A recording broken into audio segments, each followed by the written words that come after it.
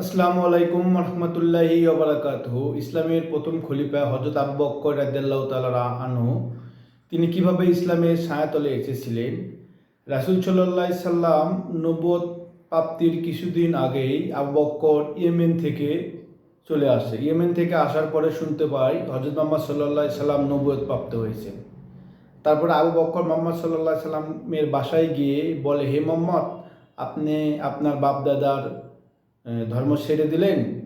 তখন মুহাম্মদ সাল্লাল্লাহু আলাইহি সাল্লাম বললেন, হে আবু বকর, আমি আল্লাহর পক্ষ থেকে প্রেরিত নবী হিসেবে তোমাদের মাঝে এসেছি এবং আল্লাহ তাআলা এক এবং অদ্বিতীয়।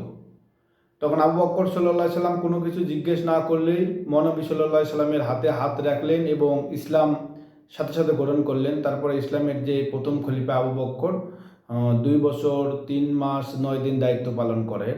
রাসূল সাল্লাল্লাহু আলাইহি সাল্লাম হাদিস শরীফে বলেছেন যে আমি যখন কারো কাছে ইসলামের আহ্বান নিয়ে গেছি, ইসলাম গ্রহণের সময় আমাকে কিছু না কিছু প্রশ্ন করছে, জানার চেষ্টা করছে, কিন্তু একমাত্র আবু বকর কোনো দ্বিধা ছাড়াই সে সাথে সাথে আমার হাতে হাত রেখে ইসলাম গ্রহণ করেন। তো এখান থেকে আমাদের সবচেয়ে বড় শিক্ষা আল্লাহ এবং আল্লাহ রাসূলকে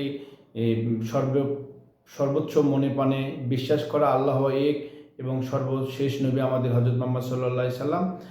আমাদের বেশি বেশি কোরআন হাদিস রিসার্চ করার আমরা চেষ্টা করি, পাশাপাশি নবী এবং রাসূলের জীবনী জানার চেষ্টা করি। আসসালামু আলাইকুম।